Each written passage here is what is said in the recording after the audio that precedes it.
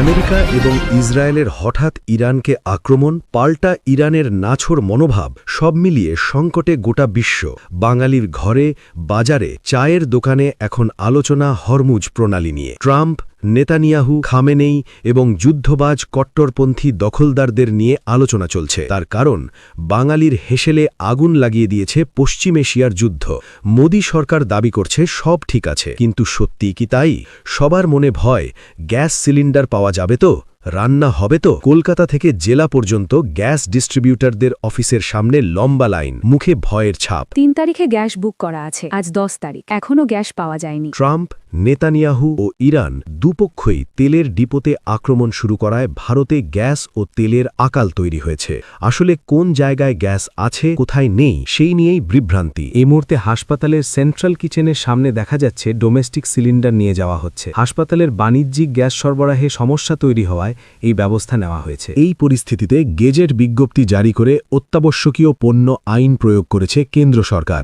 এই আইনের আওতায় বেআইনি মজুদ এবং কালো বাজারি আটকাতে নির্দিষ্ট কিছু পণ্যের উৎপাদন ও সরবরাহ নিয়ন্ত্রণ করা যায়। যদি কেউ সরবরাহে বাধা দেয়, অতিরিক্ত দামে বিক্রি করে বা বাজারে সঠিকভাবে সরবরাহ না করে, তাহলে আইনের ধারা অনুযায়ী সর্বোচ্চ 7 বছর পর্যন্ত শাস্তির ব্যবস্থা রয়েছে।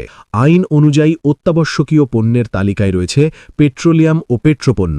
গেজেট বিজ্ঞপ্তিতে অগ্রাধিকারের তালিকাও ঠিক করে দেওয়া হয়েছে। প্রথমে রয়েছে বাড়িতে ব্যবহৃত পাইপড ন্যাচারাল গ্যাস, যানবাহনে ব্যবহৃত সিএনজি, এলপিজি এবং পাইপড কম্প্রেসড ফুয়েল। দ্বিতীয় স্থানে রাখা হয়েছে সার উৎপাদন কেন্দ্রগুলিকে। তৃতীয় স্থানে রয়েছে চা এবং অন্যান্য উৎপাদন শিল্প।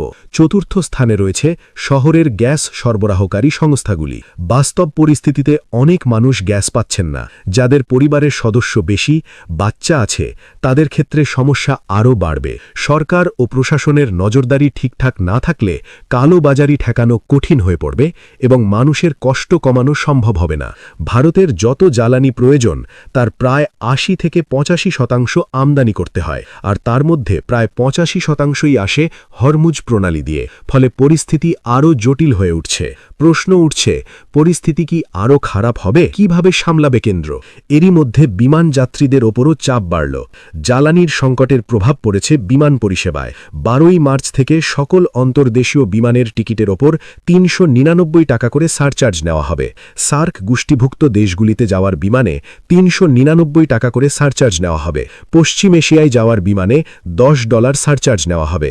দক্ষিণ পূর্ব এশিয়ায় যাওয়ার বিমানে $60 সারচার্জ নেওয়া হবে। আফ্রিকার দেশগুলিতে যেতে সারচার্জ বাড়িয়ে $90 করা হয়েছে। ১২ই মার্চ থেকে ইউরোপ, উত্তর আমেরিকা,